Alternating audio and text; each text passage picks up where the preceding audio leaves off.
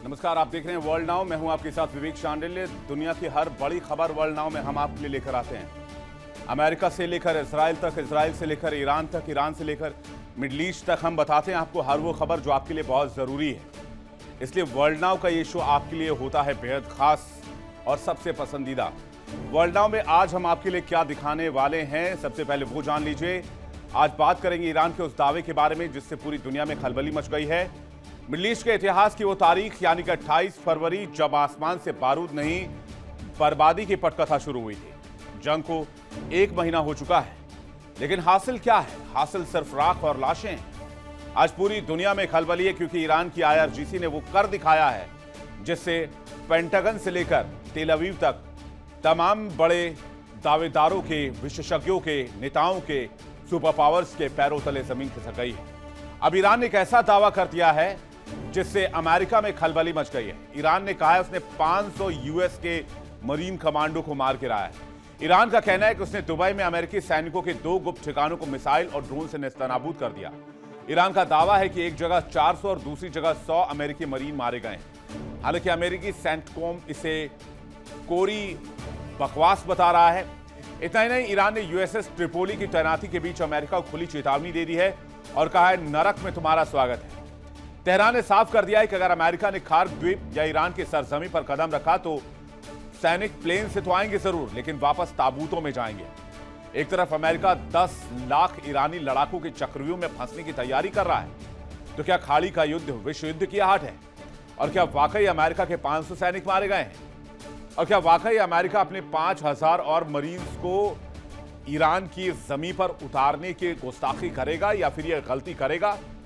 क्योंकि इससे पहले भी दुनिया भर के विशेषज्ञों ने और खासकर डोनाल्ड ट्रंप के करीबियों ने अमेरिका से कहा था कि ईरान पर यह हमला करने का ठीक समय नहीं है। ईरान पूरी तैयारी के साथ बैठा हुआ है। और ये क्यों कहा गया था? बहुत छोटी सी बात मैं आपको बताता हूं। यह इसलिए कहा गया था कि जून 2025 में अमेरिका ने ईरान पर अटैक किया था और ईरान को पता था कि अमेरिका वापस लौट कर आएगा, इसलिए वो तभी से तैयारी में लगे हुए थे। मतलब आपने एक शेर का शिकार करने की कोशिश की, उसको घायल कर दिया, फिर उसको आपने 8-9 महीने रिकवर होने के लिए टाइम दिया, फिर जब उस शेर की ताकत बहुत बढ़ गई तो फिर आपने उस पर दोबारा हमला किया। इस बार वो शेर और भी खूंखार हो चुका था। वही कहानी ईरान और अमेरिका की लड़ाई की। देखेंगे विस्तार से क्या है डिप्लॉयमेंट की हकीकत और क्या वाकई 500 अमेरिकी सैनिक ईरान ने मार गिराए। वर्ल्ड नाउ में आगे बात करेंगे ट्रंप और नेतन्याहू की। दूसरों के घर में आग लगाने वाले अक्सर ये भूल जाते हैं कि हवा का रुख जब बदलता है तो उनका आशियाना भी राख हो सकता है। यही हाल आज सुपर पावर अमेरिका और उसके खासम खास इजराइल में है। मिडल ईस्ट को बारूद की भट्टी में झोंकने वाले राष्ट्रपति डोनाल्ड ट्रंप अपने ही घर में आंदोलन की आग में बुरी तरीके से घिरे हुए हैं।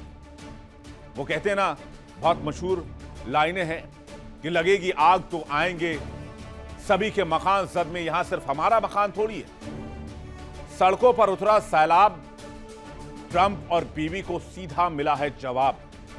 अमेरिका के 50 राज्यों में नो किंग्स प्रोटेस्ट इस वक्त जारी है। तस्वीरें आपको दिखाएंगे। पूरे अमेरिका में 28 मार्च से लगातार प्रोटेस्ट की तस्वीर आ रही है सामने। 50 राज्यों में एक साथ प्रोटेस्ट देख सकते हैं। व्हाइट हाउस की नींद उड़ी हुई है। डोनाल्ड ट्रंप रात में सो नहीं पा रहे हैं। सैन फ्रांसिस्को से बोस्टन तक लाखों अमेरिकी सड़क पर उतर आए हैं और कह रहे हैं no king no war. Donald Trump को वापस जाना होगा। एलिगेशन क्लियर है। डोनाल्ड ट्रंप जब सत्ता में आए तो उन्होंने कहा था अमेरिका अब और युद्ध नहीं लड़ेगा, खासकर दूसरों की लड़ाई तो बिल्कुल नहीं लड़ेगा। और जिस तरह की हरकत डोनाल्ड ट्रंप ने रिजीम में आने के बाद की, चाहे वो टैरिफ से लेकर वेनेजुएला से लेकर ईरान तक हो, लोगों ने मन बना लिया कि हमें एक तानाशाह आदमी नहीं चाहिए। डोनाल्ड ट्रंप के फर्स्ट रिजीम में दुनिया भर के नेता, दुनिया भर के लीडर डोनाल्ड ट्रंप को एक बड़बोला नेता कहकर टाल दिया करते थे। लेकिन सेकेंड रिजीम में डोनाल्ड ट्रंप ने वो कर दिखाया जो अप्रत्याशित था, जिसकी कल्पना शायद किसी ने नहीं की थी। और आज के दौर में एक ऐसे तानाशाह की कल्पना नहीं की जा सकती। दुनिया किम जोंग उन के बारे में उल्टा सीधा कहती है, लेकिन मुझे नहीं पता किम जोंग उन ने कभी किसी मुल्क पर हमला किया होगा। 1945 के बाद से इतिहास उठाकर देख लीजिए, अगर कोई ओरिजिनल किम जोंग उन है तो वो है अमेरिका। ओरिजिनल आपको अगर देखना है तो 1945 के बाद से आप उन देशों की लिस्ट उठाकर देख लीजिए। आप सिर्फ गूगल पे एक क्वेश्चन डालिए, मैं आपको बताता हूं 1945 के बाद से, सेकेंड वर्ल्ड वॉर खत्म होने के बाद से अमेरिका ने कितने देशों पर और कितनी बार हमला किया, आपके होश उड़ जाएंगे। चाहूं तो मैं भी आपको बता सकता हूं, लेकिन उसमें समय बहुत चला जाएगा। करीबन 30 से 40 ऐसे देश हैं जहां अमेरिका ने घुसने की कोशिश किया, घुसकर हमला किया। इसलिए लोग डोनाल्ड ट्रंप को तानाशाह कह रहे हैं और कह रहे हैं डोनाल्ड ट्रंप को सत्ता से जाना होगा। आक्रोश सिर्फ अमेरिका तक सीमित नहीं है, यूरोप से लेकर ऑस्ट्रेलिया तक हाहाकार मचा हुआ है। रोम और लंदन की सड़कों पर भी नारे लग रहे हैं, तानाशाही का अंत करो के नारे लग रहे हैं। लोग ईरान युद्ध के कारण बढ़ती महंगाई और आसमान छूती ईंधन की कीमतों से तंग आ चुके हैं। और इधर तेल अवीव में बवाल थमता नजर नहीं आ रहा। इजरायली जनता नेतन्याहू से पूछ रहे कि आखिर कब तक हमारे सैनिक ताबूतों में लौटते रहेंगे। क्या यह जंग सिर्फ अपनी कुर्सी बचाने के लिए नेतन्याहू लंबी खींच रहे हैं? स्थिति इतनी खतरनाक हो चुकी है, नेतन्याहू सरकार ने प्रदर्शन को कुचलने के लिए 50 से ज्यादा लोगों के जुटने पर पाबंदी लगा दी है। साफ है, खतरे में ट्रंप की प्रधानी है और नेतन्याहू की भी नई कहानी नहीं है। सत्ता की डोर दोनों ओर से टूटती नजर आ रही है। डिटेल से बताएंगे आपको खबर, बने रहिएगा हमारे साथ। प्रोटेस्ट की एक एक तस्वीर, एक एक इंफॉर्मेशन आपको दूंगा मैं। फिर वर्ल्ड नाउ में बात करेंगे ईरान के उस कारनामे के बारे में जिससे पेंटागन हिल गया है, जिसे व्हाइट हाउस में खलबली मची हुई है। मिडिल ईस्ट की लड़ाई उस खौफनाक मोड़ पर आ गई है जिसकी गवाही ये तस्वीर देख रही है। अमेरिकी अवैक्स के परखच्चे उड़ा दिए।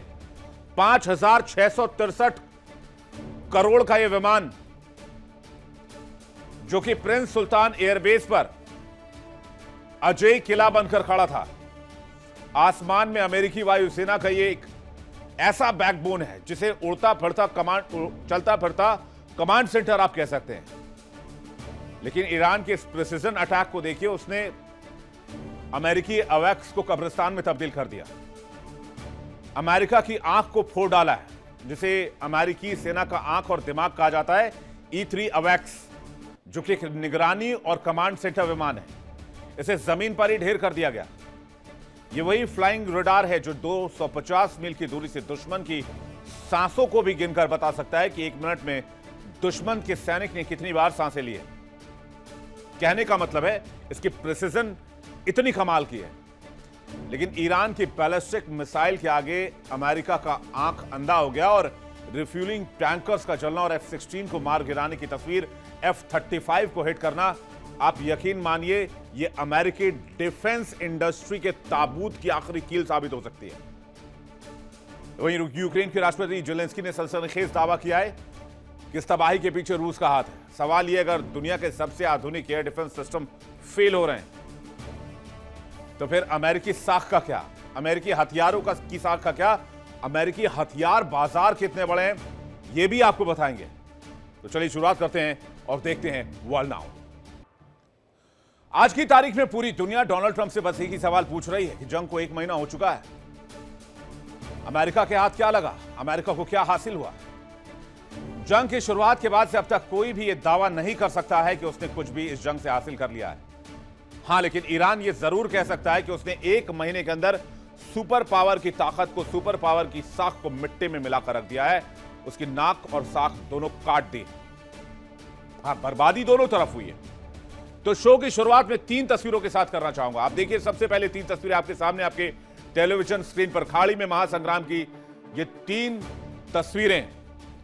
ईरान का दावा है कि उसने 500 यूएस के कमांडोज को मार गिराया है। दूसरा, जमीनी कार्रवाई को लेकर ईरान कह रहा है जब यूएसएस त्रिपोली की तैनाती हो रही है तो नरक में तुम्हारा स्वागत है। ये ईरान का जवाब है। और यूएसएस त्रिपोली को लेकर ईरान ने यह भी कहा है कि आने दो इसे, हम इसे इसी समंदर में, इसी हॉर्मुज स्ट्रेट में डुबाएंगे। वेलकम टू हेल, ये फोटो जारी की गई है, देखिए तस्वीरें। इसको कहते हैं किसी भी जंग को लड़ने के लिए टेम्परामेंट। बेशक ईरान एक कमजोर मुल्क है अमेरिका के सामने, लेकिन 1 महीने की लड़ाई के बाद भी 5000 से ज्यादा बॉम्ब्स गिराए गए ईरान की जमीन पर और ईरान तस्वीरें पोस्ट कर रहा है welcome to hell social media पर। यह है टेम्परामेंट इस वॉर का जो ईरान की तरफ से दिखाया जा रहा है, जो कमिटमेंट दिखाया जा रहा है, काबिले तारीफ है। यानी जंग के बीच ईरान और IRGC ने वो कर दिखाया जिसने पूरी दुनिया में खलबली मची हुई है। ईरान ने दावा कर दिया है कि उसने करीब 500 अमेरिकी सैनिकों को मार गिराया है। हालांकि अमेरिकी सेंटकॉम, सेंट्रल कमांड ने इस खबर को ओन नहीं किया है। उन्होंने कहा यह बकवास है, इसके पीछे कोई दम नहीं है। लेकिन ईरान कह रहा है कि अमेरिका बात छुपा रहा है, खबरें छुपा रहा है। अमेरिकी रक्षा मंत्री कुछ नहीं बोल रहे हैं। पेंटागन की ओर से कोई आधिकारिक प्रतिक्रिया अभी तक नहीं आई है। तो क्या वाकई ईरान ने वो कर दिया है जो अमेरिका के लिए सबसे बड़ा नुकसान माना जाएगा, खास करके वियतनाम और अफगानिस्तान के बाद? आईआरजीसी का कहना है कि ईरान ने दुबई में अमेरिकी सैनिकों पर हमला किया था, जिसमें 500 की संख्या में अमेरिकी सैनिक मारे गए। ईरान का कहना है कि ईरान ने दुबई में 2 होटल्स पर हमला किया। वहां पर एक होटल में 400 सैनिक थे और एक होटल में 100 अमेरिकी सैनिक थे। यानी एक जगह 400 अमेरिकी सैनिक मारे गए और दूसरी जगह 100 अमेरिकी सैनिक ढेर हो गए।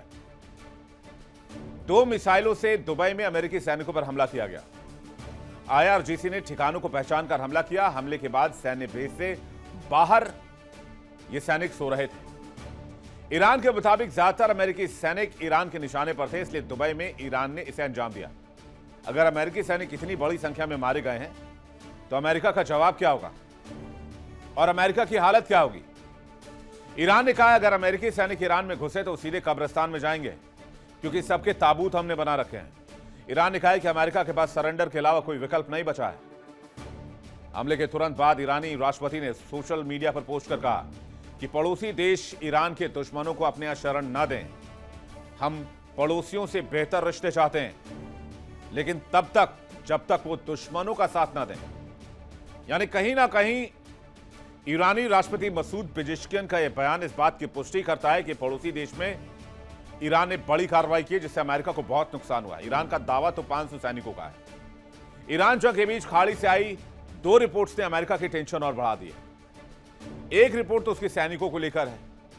डर के मारे अमेरिकी सैनिक मिलिट्री बेस छोड़कर होटलों में छिप रहे हैं। दूसरी तरफ ईरान के हमले में करीब 10,000 करोड़ के हथियार भी बर्बाद हो चुके हैं।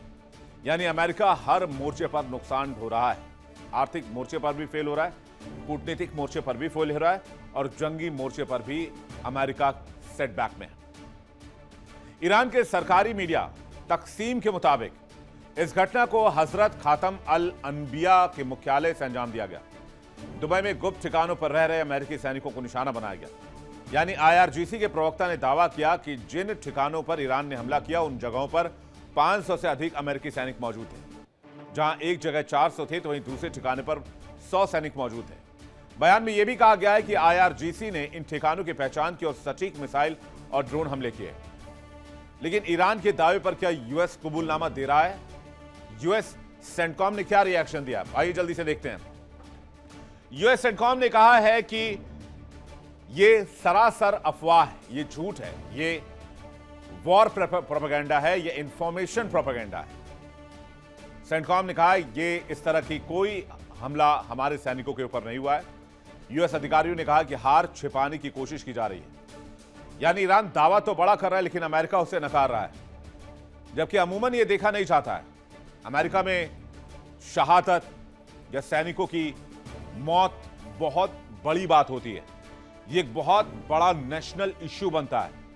तो 2 चीजें हो सकती हैं कि या वाकई ईरान ने जो कहा है उसने कर दिया है, तो डोनाल्ड ट्रंप अपनी साख बचाने के लिए उस बात को दबाने की कोशिश कर रहे हैं जिससे पूरी दुनिया में और खासकर अमेरिका के अंदर बहुत कोहराम ना मचे।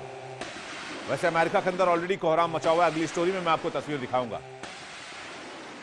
देखना होगा कि कौन सच बोल रहा है, लेकिन एक बात तो साफ है कि दुबई में एम्बुलेंस सड़कों पर दौड़ रही थी।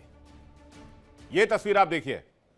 खबर है कि अमेरिका नहीं चाहता खबर सामने आए और उसकी साख पर सवाल उठे और अमेरिका के अंदर भी बवाल हो।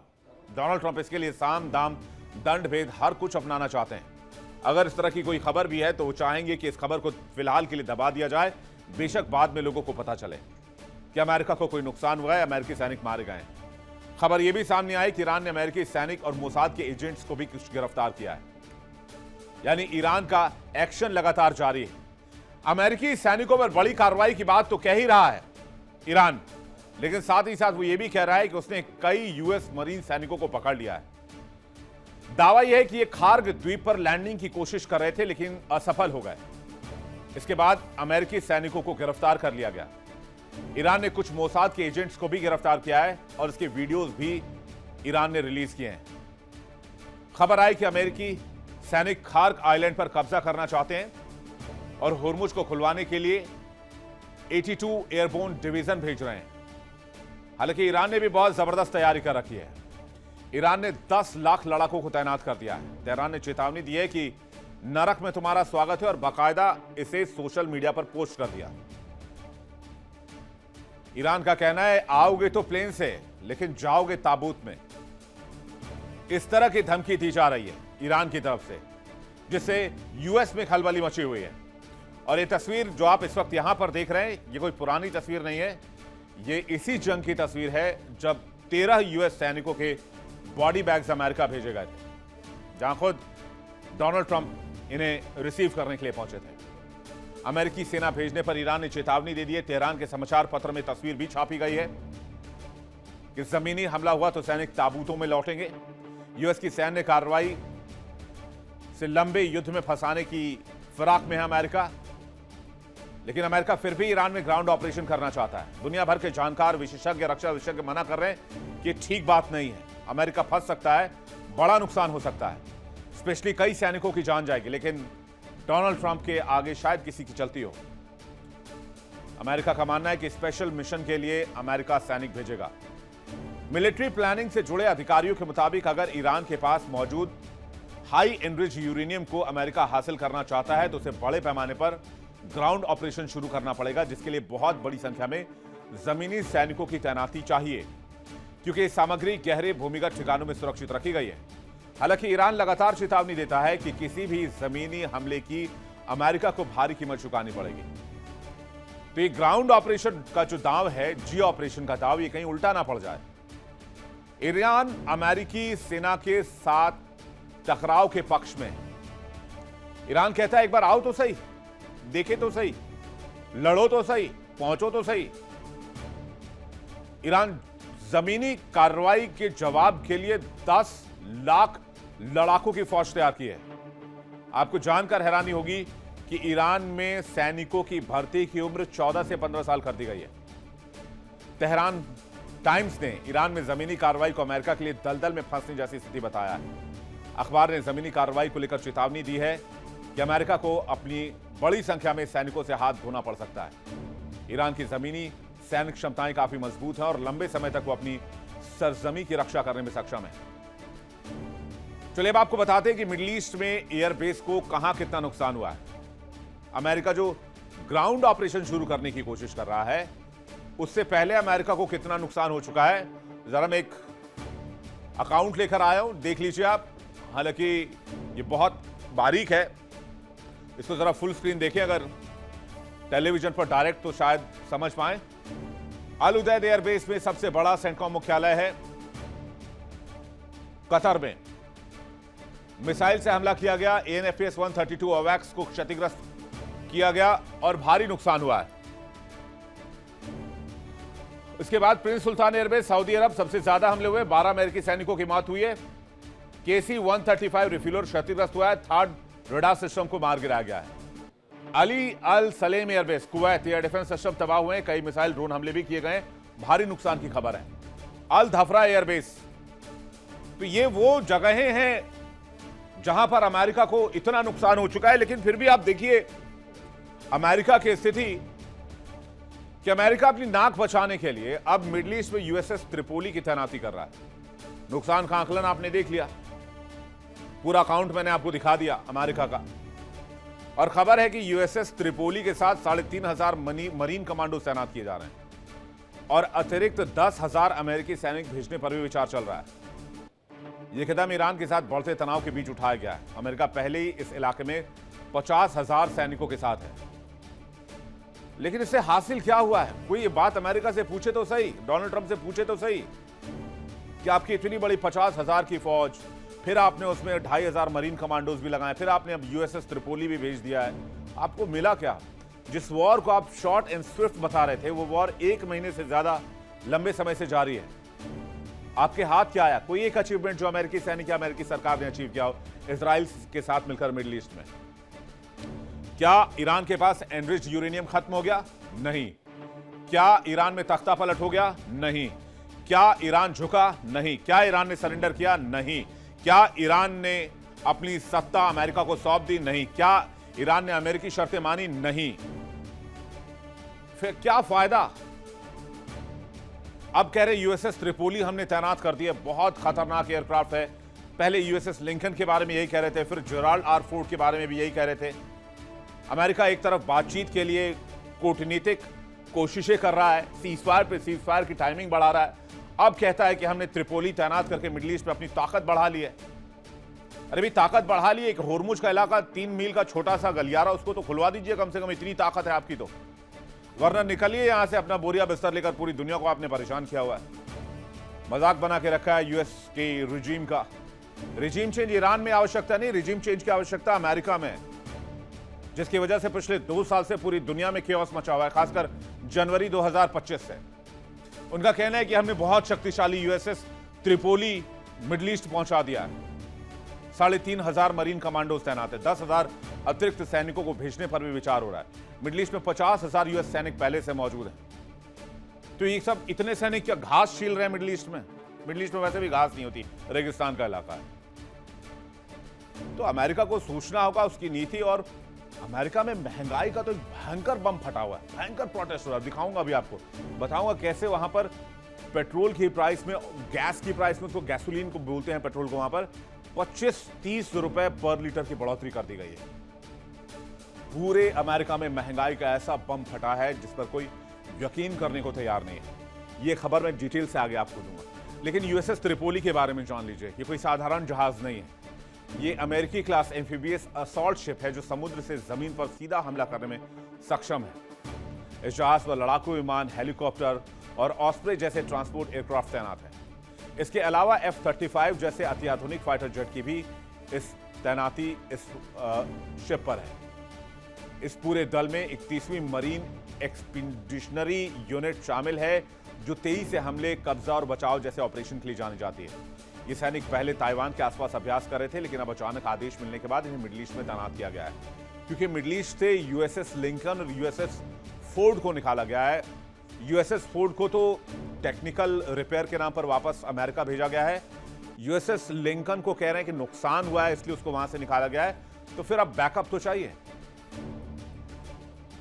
एक तरफ अमेरिका सैन्य तैनाती बढ़ा रहा है, दूसरी तरफ वो बातचीत की टेबल पर भी आना चाहता है। इधर ईरान ने भी ऐलान कर दिया कि अगर अमेरिका ने जमीन जंग के बारे में सोचा तो हमने उनको जहन्नम भेजने की तैयारी कर ली। अब आपको ईरान के 4 हाईटेक मिसाइल बेस के बारे में बता देते हैं जहां से वो ईरान अमेरिका को निशाना बना रहा है या फिर दुश्मनों को निशाना बना रहा है। पहला यज्द अंडरग्राउंड कॉम्प्लेक्स करीब 500 मीटर गहराई में है, हाईटेक बेस है। यहां से हाइपरसोनिक मिसाइल लॉन्च की क्षमता, ये एआई कनेक्टेड सिस्टम से लैस है। मतलब यहां करना कुछ नहीं है, ऑपरेटर अपने रूम में बैठा होता है और बटन दबाता है, मिसाइल ऑटोमेटिक लोड होता है, साइलो से बाहर निकलता है, लॉन्चिंग सिस्टम तक जाता है, लॉन्च होता है, फिर वापस यही सिस्टम फॉलो होता है। केशम द्वीप जिसे ईरान से अमेरिका कब्जाना चाहता है, फारस की खाड़ी में बहुत इंपॉर्टेंट जगह है। ये नौसैनिक मिसाइल और ड्रोन ऑपरेशन का बहुत इंपॉर्टेंट केंद्र है और यहीं से होर्मुज पर नजर रखी जाती है क्योंकि होर्मुज के बहुत करीब है। कोनिश कैनियन साइट्स करमानशाह इलाके में सुरंगों का यह माया जाल है। यहाँ कयाम 1 और फतह जैसी मिसाइलें तैनात हैं। यहाँ से इसराइल और खाड़ी देशों पर लगातार ईरान हमले करता है। इमाम Javed base mobile launcher system के लिए विकसित किया गया है। मिसाइल से लैस है ट्रक सुरंगों के भीतर से संचालित होता है। जाहिर सी बात है ईरान सरेंडर करने वाला नहीं और ईरान कहता है कि भाई हम सीजफायर के लिए नहीं बैठे हैं, हमें सीजफायर नहीं चाहिए, जंग खत्म करो और ये इस शर्त के साथ कि भविष्य में फिर कभी कोई लड़ाई नहीं होनी चाहिए, तभी हम सीजफायर की ओर आएंगे। इसके अलावा कोई और शर्त नहीं मानी जाएगी। चलिए देखते हैं इसमें आगे क्या होगा, इस पर हमारी नजर रहेगी। लेकिन अमेरिकी राष्ट्रपति की हालत इन दिनों ठीक नहीं है। मिडिल ईस्ट में आग लगाने वालों के घर खुद जल रहे हैं। यानी अमेरिका में लोग खुद अपने राष्ट्रपति का खुलकर विरोध कर रहे हैं। यह तस्वीर आप देखिए, ये वो तस्वीर है, ये उस अमेरिकी राष्ट्रपति के खिलाफ है। जो अमेरिकी राष्ट्रपति क्या कहते थे याद कीजिए, वो ये कहते थे कि भाई ईरान के लोगों उठो, रिजीम चेंज करो, अमेरिका तुम्हारे लिए मदद भेज रहा है। ईरान के लोग उठे ना उठे, अमेरिका के लोग उठ गए, बोले तुम पहले रिजीम चेंज करो, यहां से तुम्हें हटने की जरूरत है ज्यादा, पहले तुम्हारी विदाई जरूरी है, तभी दुनिया में शांति आ सकती है। और इसके लिए कितना बड़ा यह प्रोटेस्ट हो रहा है जरा एम्बियंस सुनाइएगा पीसीआर प्लीज, थैंक यू। ये देखिए किस तरह से नारेबाजी, किस तरह से यहां पर लोगों की भीड़, नो किंग प्रोटेस्ट है। वो कहते हैं हमें तानाशाह नहीं चाहिए, यानी ट्रंप की नीतियों का खुलकर अमेरिका में विरोध होता है। जरा फुल स्क्रीन तस्वीर आप देखिए।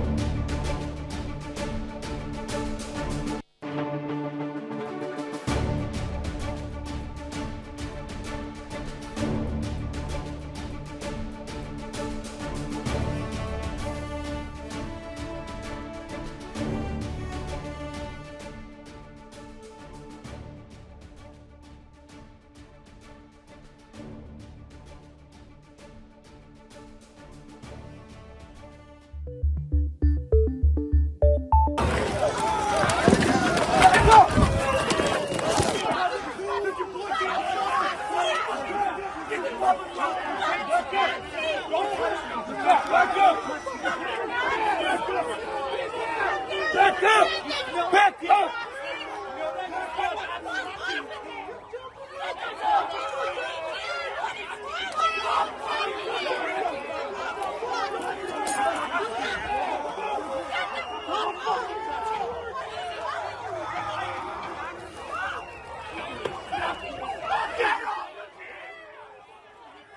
अब देख लीजिए स्थिति क्या है। खुलकर अमेरिकी नीतियों का, ट्रंप की नीतियों का विरोध हो रहा है। बड़ी संख्या में लोग सड़क पर उतरे हुए हैं, सुरक्षा कर्मियों के साथ झड़प हो रही है। लोग कह रहे हैं कि भाई साहब धन्यवाद, नमस्कार, शुक्रिया, अब यहां से आप विदाई लीजिए। यानी मिड टर्म इलेक्शंस में अमेरिकी राष्ट्रपति की हार तय है। और सबसे बड़ी बात मैं आपको बताता हूं, आज की तारीख में अगर अमेरिका में चुनाव हो गए तो अमेरिकी लोग डोनाल्ड ट्रंप को उनकी कुर्सी से उठाकर बाहर फेंक देंगे, जैसे चाय में से मक्खी को निकालकर बाहर फेंका जाता है। यह है डोनाल्ड ट्रंप की स्थिति आज की तारीख में, और यह स्थिति हर दिन भयानक होती जा रही है। अमेरिका और इजराइल के भीषण हमलों के पलटवार में ईरान आज भी इजराइल और खाड़ी देशों को निशाना बना रहा है और पूरे क्षेत्र में तनाव बहुत चरम पर है। दूसरी ओर अमेरिका में राष्ट्रपति डोनाल्ड ट्रंप की युद्ध नीति को लेकर लोगों ने सवाल खड़े करने शुरू कर दिए हैं। लोगों ने ट्रंप के खिलाफ नो किंग्स का प्रदर्शन किया है। जनता का इंकलाब और सवाल बेहिसाब है। यूएस में लोगों ने ट्रंप के खिलाफ प्रदर्शन किया है, ट्रंप की नीतियों के खिलाफ प्रदर्शन किया है, बढ़ती महंगाई को लेकर प्रोटेस्ट कर रहे हैं। वो कह रहे हैं इस आदमी को हम इसलिए लेकर आए थे जिसने कहा था कि हम और मूर्खतापूर्ण लड़ाई नहीं लड़ेंगे, लेकिन इन्होंने सबसे ज्यादा लड़ाइयां की शुरुआत की है। एक तो टैरिफ के नाम पर पूरी दुनिया को अमेरिका का दुश्मन बनाया, अमेरिका में हर चीज की कीमत दोगुनी हो गई, और उसके बाद वेनेजुएला में घुसे और उसके बाद ईरान में जाकर घुस गया और पूरी दुनिया में तेल के बाजार में हाहाकार मच गया। हर देश में एनर्जी क्राइसिस है। क्यूबा में तो पूरे देश में ही बिजली चली गई है, क्योंकि क्यूबा ऑयल से बिजली बनाता है, क्यूबा के पास ऑयल नहीं है। यह सब है मिस्टर डोनाल्ड ट्रंप की वजह से। Thank you mister Donald Trump. Iran के साथ जारी युद्ध के खिलाफ प्रदर्शन पूरे अमेरिका में है। हर अमेरिकी कह रहा है नो किंग्स। चलिए अब आपको बताते हैं ट्रंप किस तरह से हर तरफ से घिर चुके हैं, यानी उनकी स्थिति बद से बदतर हो चुकी है। पहला कारण, मिडिल ईस्ट में जंग से हर जगह नुकसान है। सबसे बड़ा नुकसान अमेरिकी अर्थव्यवस्था को है, अमेरिकी सैन्य ठिकानों को है, अमेरिकी सैनिक जो मारे गए हैं उसको लेकर भी सवाल है। अमेरिकी डिफेंस इंडस्ट्री को बहुत बड़ा नुकसान हुआ है। दूसरी वजह, अमेरिका में मिड टर्म इलेक्शंस आने वाले हैं, जंग को लेकर विपक्ष का विरोध तेज हो गया है, टैरिफ की नीति पर भी विरोध है। तीसरी वजह, अमेरिका में जनता का प्रोटेस्ट, 50 राज्यों में नो किंग्स कैंपेन चल रहा है। लोग डोनाल्ड ट्रंप के खिलाफ खुलकर सड़क पर आ गए हैं। वो कह रहे हैं किसी भी कीमत पर डोनाल्ड ट्रंप की विदाई होनी चाहिए। चलिए आपको कुछ और तस्वीर दिखाते हैं। सैन फ्रांसिस्को की तस्वीर देखिए, लोग किस तरह से ट्रंप के विरुद्ध सड़क पर उतरे हुए हैं। यह है सैन फ्रांसिस्को की तस्वीर, जहां बीच पर नो किंग नो वॉर के जो स्लोगन्स है वो लिखे गए और बड़ी संख्या में लोगों ने मानव मैसेज देने की कोशिश की। देखिए ये सब कुछ जो बनाया गया है ये लोगों के समूह से बनाया गया है। ये जो तस्वीर आप देख रहे हैं ये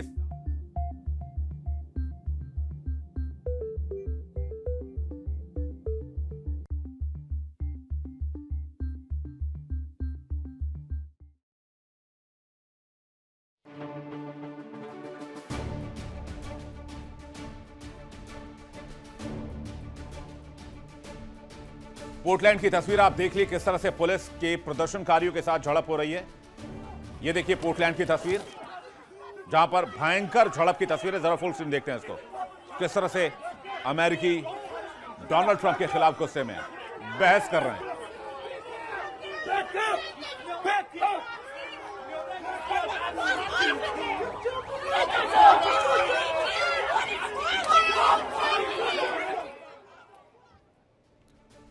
3री तस्वीर फिलाडेल्फिया की है। देखिए किस तरह यहां पर फिलाडेल्फिया में लोग सड़क पर उतर आए हैं। जरा फिलाडेल्फिया की तस्वीर आप देखिए। एरियल रूट से जो तस्वीर ली गई है वो वाकई चौंकाने वाली है। हजारों की संख्या में लोग सड़क पर उतरे हुए हैं।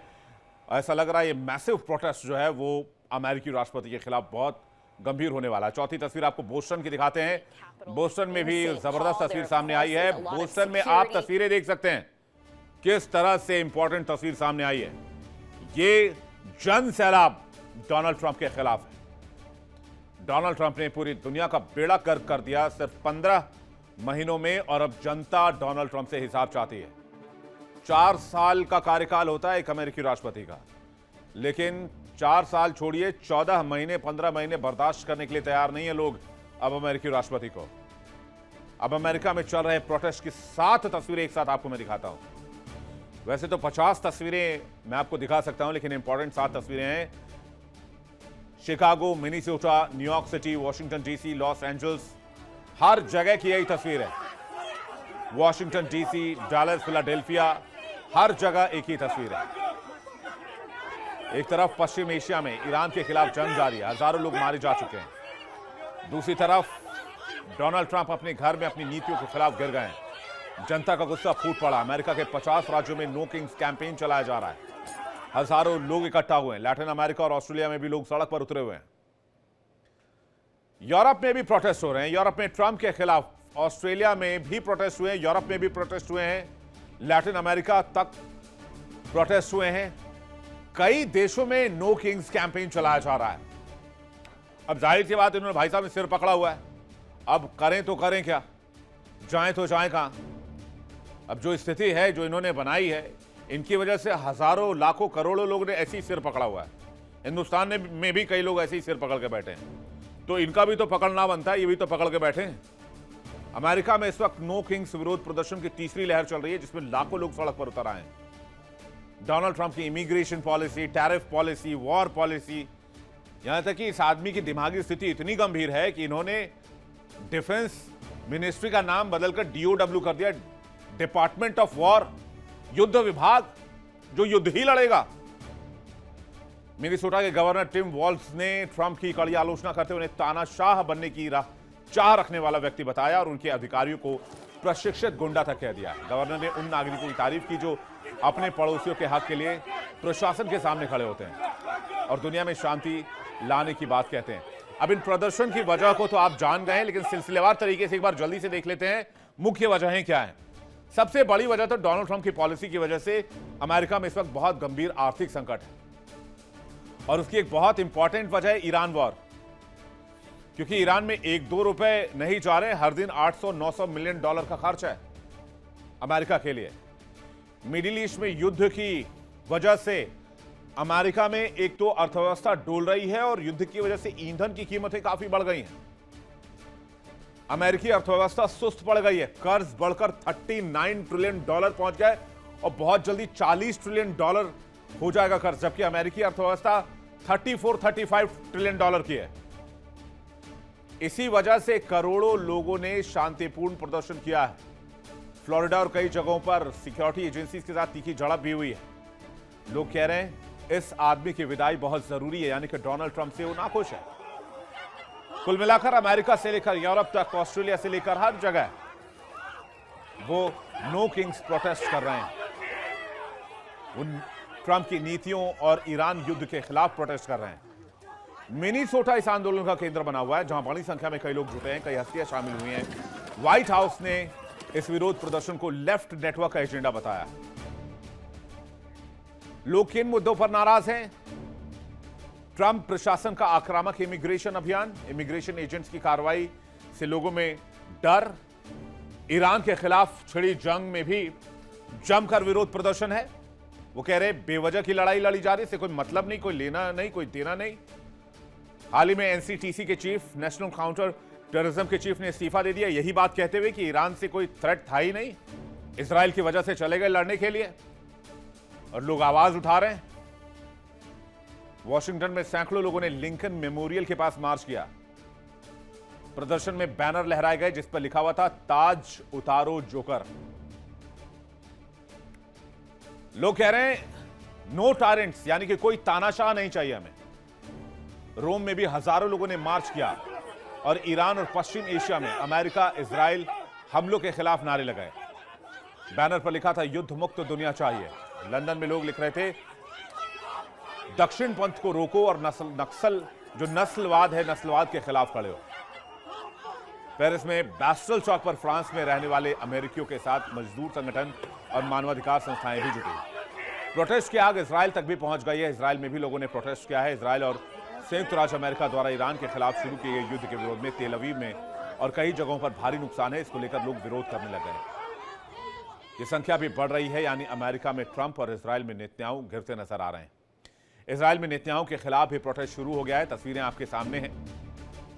उनको भी ट्रेटर बताया जा रहा है, क्रिमिनल बताया जा रहा है। जेरूशलम, हाइफा जैसे शहरों में प्रदर्शन हो रहे हैं। बीते दिनों ईरान युद्ध के 29वें दिन तेल अवीव, यरूशलेम में बड़े प्रदर्शन हुए जहां हजारों लोग जमा हुए और पुलिस के साथ झड़प हो गई।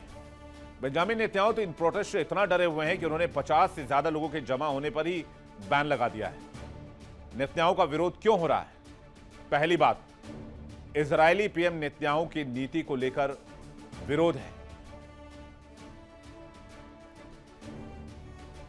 ईरान युद्ध को अब बहुत सारे इजराइल अनावश्यक रूप से लंबा खींचना मान रहे हैं।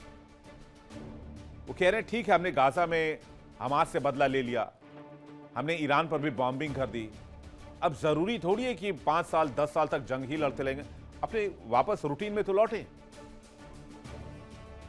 जंग लड़ना हर वक्त इजराइल का काम नहीं, इजरायली लोगों का काम नहीं है। वह हर वक्त अंडर थ्रेट रहते हैं। लेकिन कहते हैं बेंजामिन नेतन्याहू अपने ऊपर करप्शन के चार्जेस और अपनी कुर्सी बचाने के लिए बार बार इस तरह के युद्ध को इनिशिएट करते हैं। यही एलिगेशन लग रहा है। ईरान से युद्ध में इजरायली सैनिकों की मौत हो रही है। जंग के बीच इजराइल की अर्थव्यवस्था पर बोझ बढ़ रहा है। मिसाइलों और ड्रोन से लगातार बर्बादी और तबाही हो रही है। अब इजरायली सरकार ने युद्धकालीन सुरक्षा दिशा निर्देशों के तहत इजराइल में 50 से अधिक लोगों के जमावड़े पर प्रतिबंध लगा दिया है, क्योंकि देश को ईरान और लेबनान से प्रतिदिन मिसाइलों और रॉकेट के हमलों का सामना करना पड़ रहा है। यानी एक तरह से कहें तो प्रोटेस्ट को ये दबाने की प्लानिंग नजर आती है। तो ईरान पर जो हमला हुआ उससे अमेरिका से लेकर इजराइल के घरेलू मोर्चे पर हालात बहुत खराब हो गए। जनता जो है वो खुलकर इस युद्ध के खिलाफ ट्रंप और नेतन्याहू के विरुद्ध खड़ी हो गई है और इसी वजह से दोनों नेता बहुत प्रेशर में हैं। इस प्रोटेस्ट के बाद हालांकि डोनाल्ड ट्रंप ये कहकर निकल जाएंगे, अरे ये लेफ्ट वालों का एजेंडा है, अपना क्या है, ये प्रायोजित है, पैसे देकर आए। लेकिन उन्हें समझना होगा कि उनके रिजीम में 15 महीने के अंदर पूरी दुनिया त्राहिमाम कर रही है। हर देश के एक सिंगल नागरिक पर, दुनिया के कई देशों में लोगों से मेरी बात हुई, मेरी जर्मनी में रह रहे लोगों से बात हुई, मेरी यूएसए में रह रहे लोगों से बात हुई, मेरी मिडिल ईस्ट में रह रहे लोगों से बात हुई। हर व्यक्ति यही बात कह रहा है कि सिर्फ एक व्यक्ति की वजह से दुनिया के करोड़ों लोग परेशान हो रहे हैं। इसलिए इस व्यक्ति का जाना बहुत जरूरी है और यही बात अमेरिका और इजराइल में दोनों लीडर्स के लिए कही जा रही है। चलिए आगे बढ़ते हैं। आज की एक और इंपॉर्टेंट खबर, वर्ल्ड नाउ में जिस पर नाज था अमेरिका को, वहीं हुआ सबसे बड़ा प्रहार। जो अमेरिका ये कह रहा है कि इजराइल और जो कह रहा है ईरान को अपने रिजीम को अमेरिका को हैंडओवर करना होगा, उस अमेरिका की हालत क्या की है ईरान ने। मैं आपको तस्वीर दिखाना चाहता हूं, जरा बिग स्क्रीन पर ओवैक्स की तस्वीर लेकर आइए। ये देखिए, ये मैं आपको बिग स्क्रीन पर दिखाता हूं, देखिए जरा। इस ओवैक्स पर, ये कमांड सेंटर है, ये हवा में उड़ने वाला कमांड सेंटर है। इस विमान की ताकत 5,663 करोड़ रुपए है। तस्वीर देख लीजिए।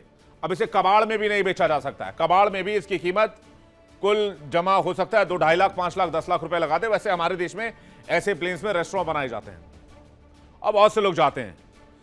ये एक चलता फिरता यूएस एयरफोर्स का हवाई कमांड सेंटर, जिसको मलबे के ढेर में ईरान ने तब्दील कर दिया। तस्वीर आप देखिए किस तरह से इस विमान की स्थिति कर दी गई है। मलबा ही मलबा है, चारों तरफ मलबे का ढेर है और कह रहे हैं कुछ अमेरिकी सैनिकों को भी इसमें नुकसान की खबर है। हालांकि ये बात अभी अमेरिका ठीक से बता नहीं रहा है। ये लोकेशन भी मैं आपको बता देता हूं। ये लोकेशन है प्रिंस सुल्तान एयरबेस, सऊदी अरब। अमेरिकी वायुसेना का बैकबोन अवैक्स विमान, early warning and air command and control, जिस पर पेंटागन को अटूट नाज था और इस अवैक्स को ये निकालकर यूएस से लेकर आए थे और यहां पर इसकी तैनाती की थी। लेकिन ईरान के मिसाइल ने और ड्रोन के हमलों ने इस अवैक्स की स्थिति क्या की, जरा फुल स्क्रीन देख लीजिए आप। अब मैं आपकी और तस्वीर के बीच में भी नहीं आ रहा, अब जरा फुल स्क्रीन देखिए आप। किस तरह से सटीक हमला किया और अमेरिका की आंख कहे जाने वाले E-3 अवैक्स निगरानी युद्ध विमान को, और यहां पर साथ ही खड़े रिफ्यूलिंग टैंकर्स को बुरी तरीके से बर्बाद कर दिया है। ये E-3 अवैक्स, जिसे अमेरिका की आंख कहा जाता है, आसमानी आंख, उसको हम ईरान ने फोड़कर रख दिया और विमान 2 टुकड़ों में तबाह हो गया। खबर है कि कई अमेरिकी सैनिक घायल हुए हैं। ईरान ने एक F-16 फाइटर जेट को भी मार गिराने का बड़ा दावा किया है। हमला केवल सैन्य नुकसान नहीं है, बल्कि अमेरिकी हवाई प्रभुत्व की साख पर गहरी चोट भी है। जरा फुल स्क्रीन एक बार और तस्वीर आप देखिए किस तरह से यूएस एयरफोर्स लिखा यह विमान मलबे के ढेर में तब्दील हो गया है और ईरानी इस तस्वीर को देखकर सुकून की सांस ले रहे होंगे।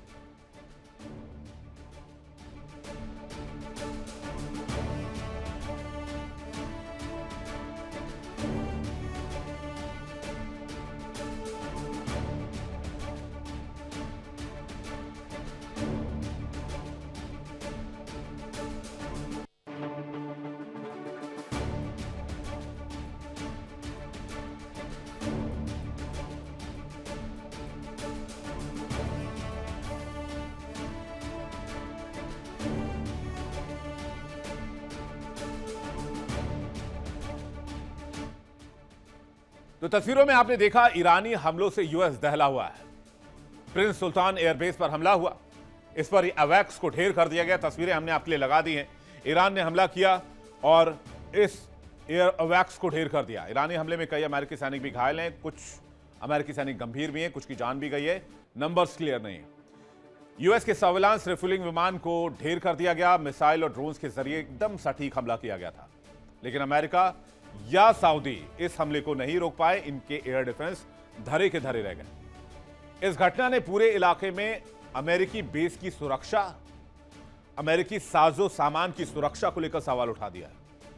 भाई, आप युद्ध तब लड़ेंगे जब आपके सामान सुरक्षित रहेंगे। जब आपके सामान ही सुरक्षित नहीं रहेंगे तो आप लड़ेंगे कैसे, किस चीज से लड़ेंगे?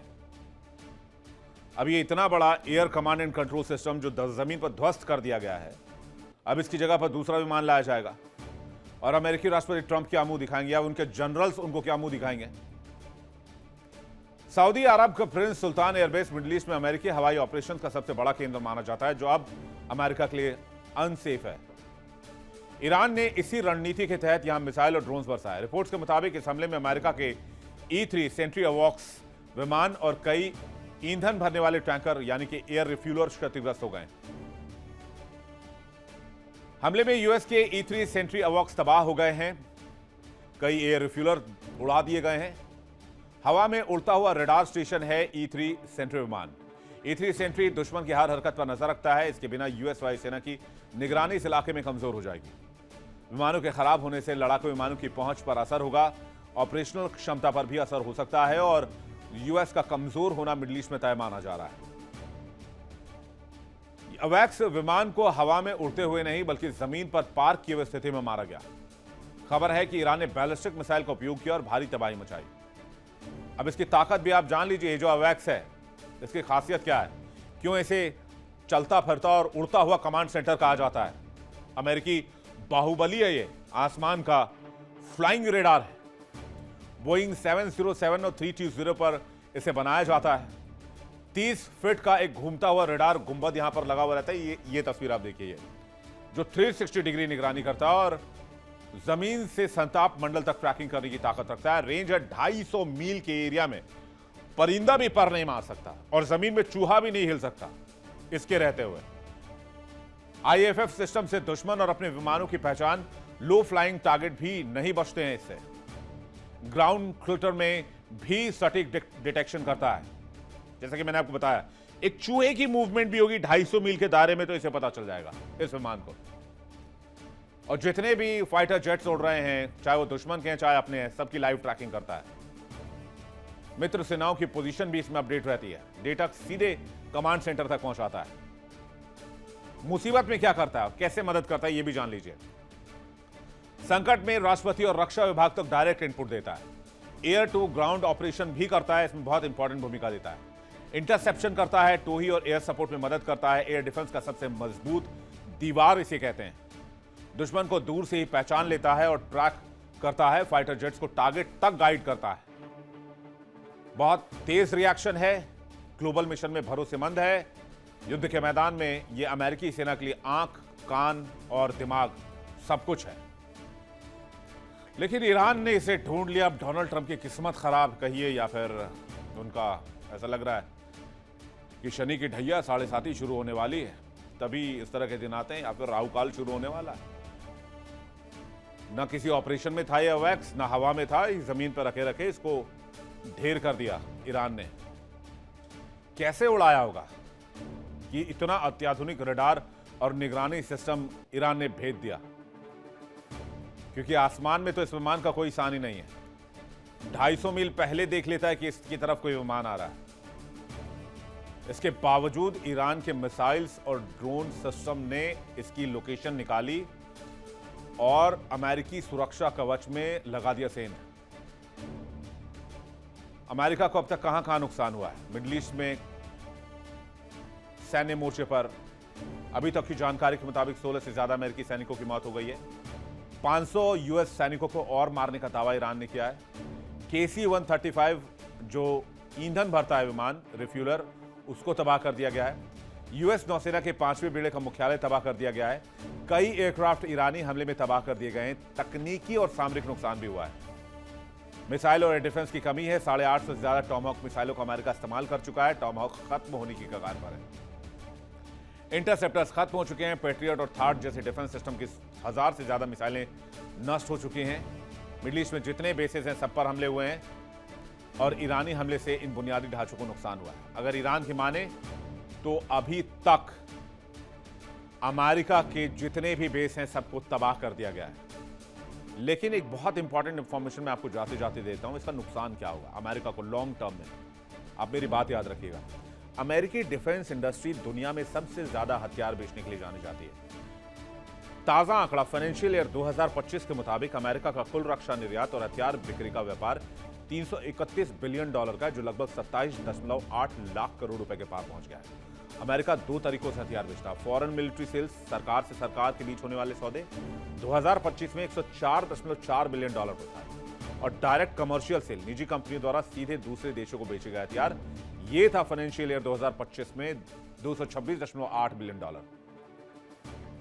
इंपॉर्टेंट खरीदार पोलैंड, इजराइल, सऊदी अरब, जर्मनी, जापान है। लेकिन जिस तरह से ईरान ने इन हथियारों की पोल खोली है, अमेरिका की साख में सेंधमारी की है, उससे इन हथियारों का फ्यूचर और अमेरिकी डिफेंस इंडस्ट्री का फ्यूचर ऊपर वाले के भरोसे है। देखिए इंडिया डेली 24/7 अब आपके स्मार्ट टीवी पर। इंडिया डेली मौजूद है सभी डिजिटल प्लेटफॉर्म पर लाइव और लगातार। इंडिया डेली 24/7 हर दिन राष्ट्र को समर्पित। वर्ल्ड नाउ में इतना ही। एक ब्रेक का वक्त है, फौरन लौट।